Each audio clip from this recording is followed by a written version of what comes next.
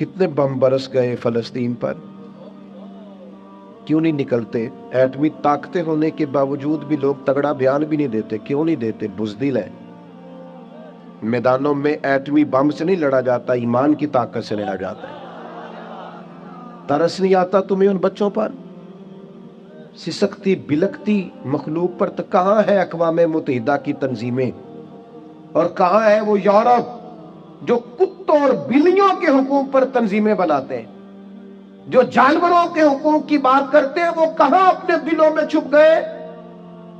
فلسطین کے ہسپتالوں پر بم برسیں تو تمہارا کیا خیال ہے؟ تم سے حساب سے نماز روزے کا ہونا ہے؟ اللہ کے بندے تڑپتے رہے اور رب پوچھے گا نہیں؟ رسول پاک علیہ السلام نے تو فرمایا مالک قیامت کے دن کہے گا میں جو اس کی شان کے لائق ہے. اللہ فرمائے گا میں بھوکا تھا تو نے کھانا کیوں نہیں کھلایا، میں پیاسا تھا تو نے، یہ صحیح مسلم کی حدیث، مجھے کپڑوں کی ضرورت تھی لایا کیوں نہیں؟ بندہ عرض کرے گا مالک تو کھانے پینے سے پہننے سے پاک ہے. تو رب فرمائے گا وہ جو تیرے پڑوس میں بندہ بھوکا تھا تو بندہ تو میرا ہی تھا نا، وہ جو پیاسا تڑپ رہا تھا تو میرا ہی تھا نا. وہ جن ہسپتالوں پہ بم برستے ہیں وہ کون ہے؟ وہ جہاں جنازے پڑھنے کو کفن میسر نہیں، وہ کون ہے؟ جب وہ پوچھیں گے بلا کے تم کو اپنے سامنے تو کیا جواب جرم دو گے تم خدا کے سامنے؟ تم سو رہے ہو، سیاستیں کر رہے، خدا سے ڈرو. کچھ کبھی کبھی جٹ باٹرائی بن کے سوچتے ہو، کبھی کبھی مسلمان بن کے بھی تو سوچو نا. حضور علیہ الصلوۃ والسلام فرماتے اللہ نے مخلوق کو پیدا کرنے سے پہلے اپنے پاس اپنے عرش پر یہ تحریر لکھ دی تھی کہ لوگوں یاد رکھنا میرا غضب زیادہ نہیں ہے، میری رحمت ہی زیادہ ہے. میرے غضب پر میری رحمت کا غلبہ ہے. اس نے تمہیں پیدا کیا ہے اور وہ کریم ہے، وہ مہربان ہے، وہ ستار ہے، وہ معاف کرنے والا. اس کی معرفت دی نبی پاک علیہ الصلوۃ والسلام نے لوگوں کو. اور ایک بار یاد رکھنا، کیونکہ ہمیں مفت میں ملا ہے عقیدہ توحید و رسالت، ہمیں بغیر جد و جہد کے، ریسرچ کے، تحقیق کے ملا ہے عقیدہ آخرت. ہمیں اس کی قدر نہیں ہے. زندگی میں سب سے زیادہ تکلیف میں وہ لوگ ہوتے ہیں جو گمراہ ہوتے ہیں. گمراہ کا معنی کیا ہے؟ سادہ، جس کا راہ گم ہو جائے.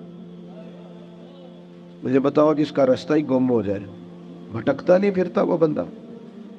جو دنیا میں گمراہ لوگ ہیں، گمراہ، اور ایسا نہیں کہ وہ لوگ غریب ہیں یا ان پڑھ ہیں. اب دنیا میں گھومے، پی ایچ ڈی بندہ، دنیاوی طور پر بہت بڑی ڈگری، مالدار، کئی ملکوں میں بزنس، لیکن شام کو پوجا کس کی کرتا ہے؟ معاذ اللہ بت کی، پتھر کی. کھڑا کس کے سامنے ہوتا ہے؟ پتھر کے. خدا کا شکر ادا کریں. ہمیں خود سے کوشش کر کے ہدایت ڈھونڈنی پڑتی تو بڑی مشکل تھی. رب نے فضل کیا ہے، مدینے والے محبوب کی امت میں پیدا فرما دیا.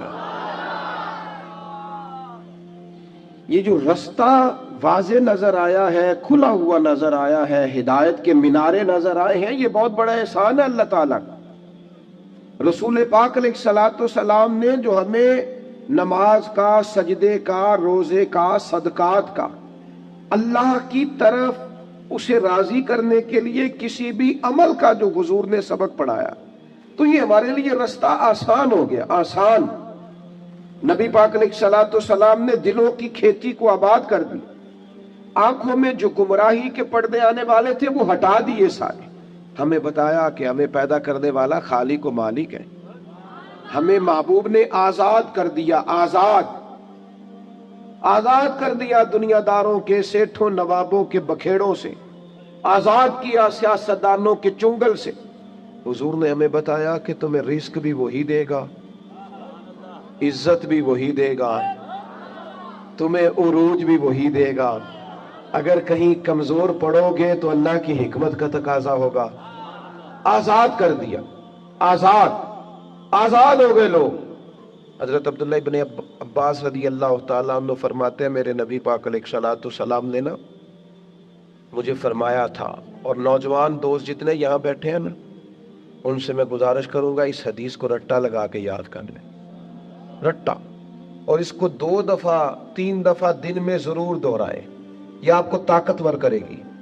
آپ کو کبھی امیر رشتہ دار دیکھ کر پریشانی نہیں ہوگی، آپ کبھی ظالم کو دیکھ کے پریشان نہیں ہوں گے، آپ کو کبھی مالداروں کو دیکھ کے ڈپریشن اور انزائٹی نہیں ہوگا، آپ کو کبھی کسی سیاستدان کی پجاروں کے پیچھے نہیں بھاگنا پڑے گا، آپ کبھی کسی مالدار آدمی کی چاپلوسی نہیں کریں گے۔ آپ یہ رٹا لگا کے یاد کر لیں، نبی پاک علیہ السلام نے فرمایا، اے عبداللہ ابن عباس، اے میرے بیٹے، حضور فرمانے لگے سارے دنیا دار مل کے بھی تیرا کچھ سوارنا چاہیں سوار نہیں سکتے جب تک رب نہ چاہے۔ یہ یاد کر لیں آپ۔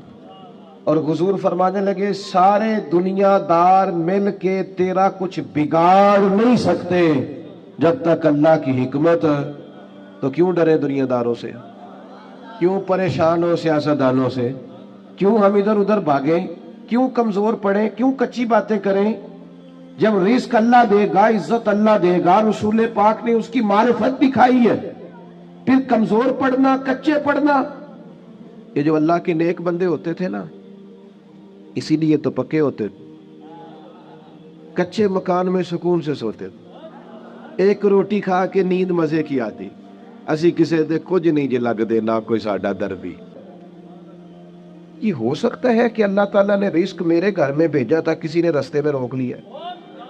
جلدی بتاؤ، ہو سکتا ہے؟ تو یہ بندش کیا بلا ہوتی ہے؟ بے برکتی ہو جاتی ہے، نظر لگ جاتی ہے، یہاں تک تو مسئلہ ٹھیک ہے، یہ کیا بات ہوئی؟ اللہ نے بھیجا تھا اور بندے نے رستے میں۔ وہ کوئی خدا کا خوف کرو، اس طرح کی باتیں کرتے ہو؟ مومن کی یہ بات ہوتی ہے؟ اللہ کے بندے اس طرح سوچتے ہیں؟ کوئی ضعف اعتقادی نہیں، کوئی کمزوری نہیں۔ 313 کا لشکر، 1000 سے مقابلہ، نہ زرہیں، نہ تلواریں، نہ گھوڑے، نہ سامان زہر و ضرب۔ یا رسول اللہ کرنا کیا ہے؟ فرمایا رب کا نام لے کے کھڑے ہو جاؤ، اللہ فتح عطا کر دے گا۔ تم نکلو میدان میں، لیکن خدا کا۔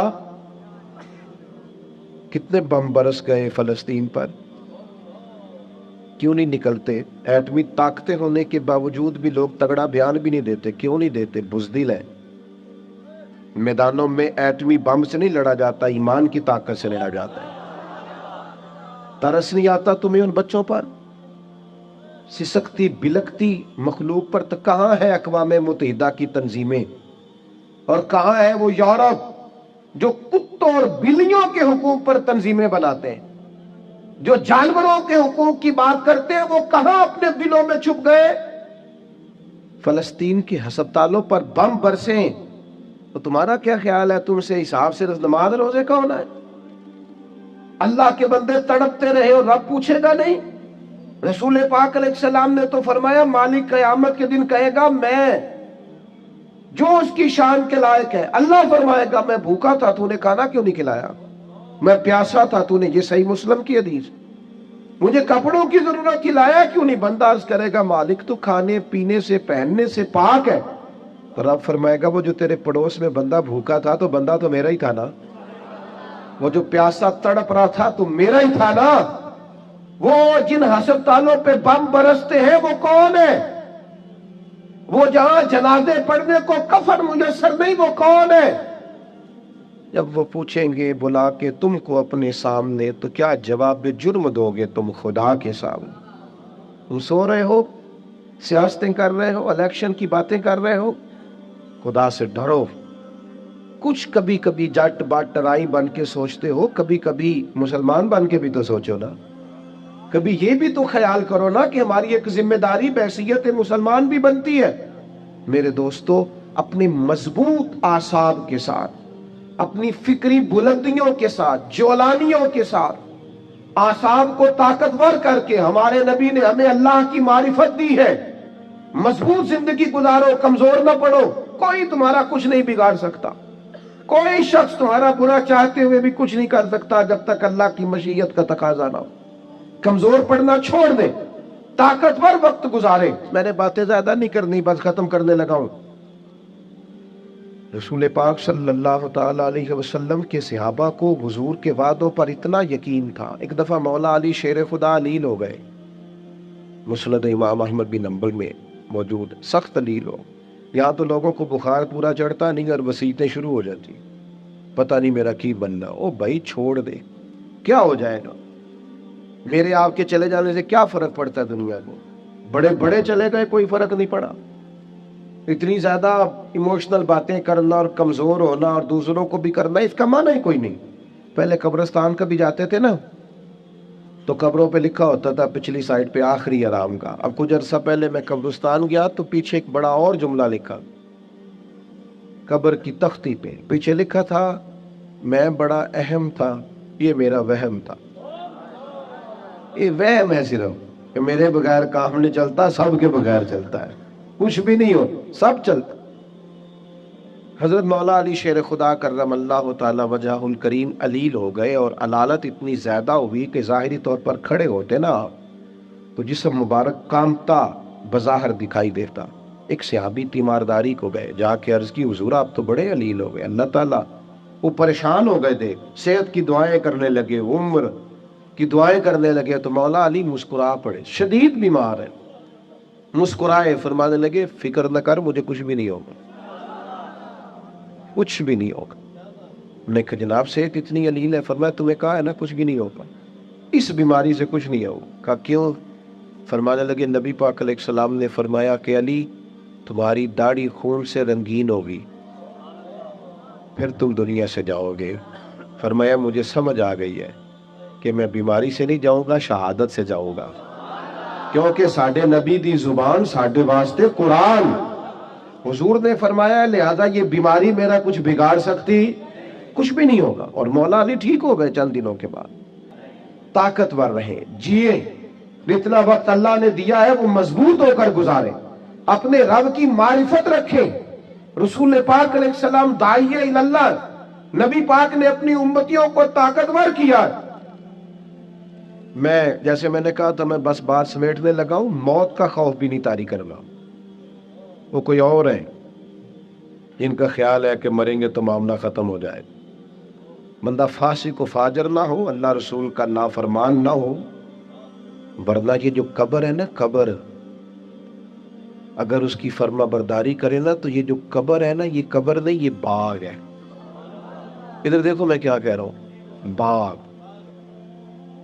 بہت تگڑا بندہ ہو تو باغ میں گھر بناتا ہے، قبر باغ ہے، اور معمولی باغ نہیں، حضور نے فرمایا جنت کے باغوں میں سے باغ ہے۔ تو ذرا اللہ رسول کے پیچھے پیچھے تو چل، یہ جنت کے باغوں میں سے، اور اتنا سونا باغ ہے کہ جس میں پہلی زیارت ہی مدینے والے رسول کی نصیب ہو۔ آج پھولے نہ سمائیں گے کفن میں آسی، آج کی رات ہے ان سے ملاقات کی رات۔ یہ تو بڑی خوش قسمتی والی رات ہے، یہ کوئی خوف کھانے والا وقت ہے۔ تو موت کا خوف بھی نہیں، اپنی آخرت کی فکر ضرور کرنی ہے، لیکن ڈر نہیں، خوف نہیں، کمزور نہیں پڑے۔ یہ جو بہت زیادہ سہمے سے لوگ نظر آتے ہیں نا، حالات کے سہمے ہوئے لوگوں کو بتا دو حالات بدل جاتے ہیں، ایک جیسے نہیں رہتے۔ نوجوانوں سے کہوں گا زندگی طاقتور ہو کے گزاریں، کبھی کمزور نہ پڑے، اپنی زندگی میں کوئی ایسا کام نہ کریں جس سے محسوس ہو کہ کمزوری ہے۔ یہ جو باتیں میں نے ساری عرض کی ہیں آپ کو یاد رہیں گی انشاءاللہ تعالی؟ اب تو نہیں زیادہ پریشانی آئیں گی انشاءاللہ تعالی؟ اچھا ہلکا ہلکا ایسے کر رہے ہیں، باقی سارے نہیں ہاں نہ کہا کریں انشاءاللہ تعالی۔ اللہ اطمینان قلبی عطا کرے گا ہم سب۔ عورتوں کی نعت کے بارے میں کئی دفعہ دوستوں نے سوال پوچھا ہے، میں نے بھی کئی دفعہ ہی بتایا ہے، بات ایک دفعہ ہی ہوتی ہے، اور ہمارا معاملہ صرف بتانے کا ہے، کسی کو بندوق لے کے منانے کا انہیں مسئلہ ہی بتانا ہے نا جی۔ اب جو لوگ خود سے ارینج کریں، عورت کی آواز بھی عورت ہے، عورت اتنی آواز میں نعت پڑے جو عورتوں کے اندر رہے، وہاں سے باہر بھائی اتنی سی بات سمجھ آ گئی آپ کو بات کی، اس کے اندر رہے۔ اور باقی میں آپ حضرات سے یہ عرض کروں گا، یہ ہماری ذمہ داری ہے کہ ہم اپنے گھر کی عورتوں کو باپردہ کریں، یہ ہماری ذمہ داری ہے۔ اس طرح ان کے باقی سارے معاملات اور آپ پیار سے کہیں گے، سمجھائیں گے تو یہ عورتیں مسلمان عورتیں ہیں، یہ سیدہ عائشہ کی کنیزیں ہیں، یہ سیدہ فاطمہ کی کنیز انشاءاللہ بات مانیں گی، یہ ہماری اپنی بہنیں بیٹیاں، انہوں نے کوئی انکار کرنا ہے؟ شرط یہ ہے کہ ہم کہیں تو صحیح، ہم باقی سارا کچھ منوا لیتے ہیں، کھانا میری مرضی کا پکنا چاہیے، اتنے بجے میرے کپڑے تیار ہونے چاہیے، تو آپ پردے پہ بھی منانا چاہیں تو منا، اماں بھی مان جائے گی، بہنیں بھی مان جائیں گی، گھر والے بھی مان جائیں گے، بیٹیاں تو پیار ہی بڑا کرتی ہیں باپ سے۔ اس لیے یہ ہم نے ناراض نہیں ہونا، یہ ہماری کمزوری ہے، ہم یہ بات مناتے ہی نہیں، لہذا وہ مانتی بھی نہیں۔ اس لیے اللہ تعالیٰ سمجھ عطا کرے اور اللہ تعالیٰ اس حاضری کو قبول فرمائے۔ محفل آگے چلے گی جی، اگر چلانی ہے تو نعت شاد کہی تو آگے اللہم صلی علی سیدنا محمد وعلیہ وبارک وسلم۔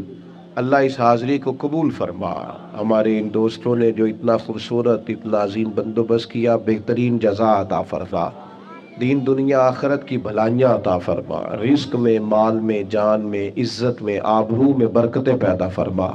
اللہ تعالی ہمارے گناہوں کو معاف فرما، ہماری غلطیوں سے درگزر فرما، علم نافع عمل صالح عطا فرما۔ اللہ تعالی ہمارے بھائی نے دعا کے لیے کہا، ان کی والدہ کو شفا عطا فرما، تندرستی اور عافیت عطا فرما۔ اللہ تعالی امت کی خیر فرما، عالم اسلام کی خیر فرما، مالک کریم فلسطین کے مجبور مسلمانوں کی مدد فرما۔ اللہ تعالیٰ تمام بیماروں کو شفا دے دے، مقروضوں کو قرضوں سے رہا کر دے۔ مالک کریم جتنے احباب آئے ہیں ایک ایک پہ اپنا فضل فرما دے، اللہ سب پہ رحمت کر دے، دنیا ہو یا آخرت ہو ہماری پردہ پوشی فرما۔ رب اغفر وارحم وانت خیر الراحمین، وصلی اللہ تعالی علی حبیبہ۔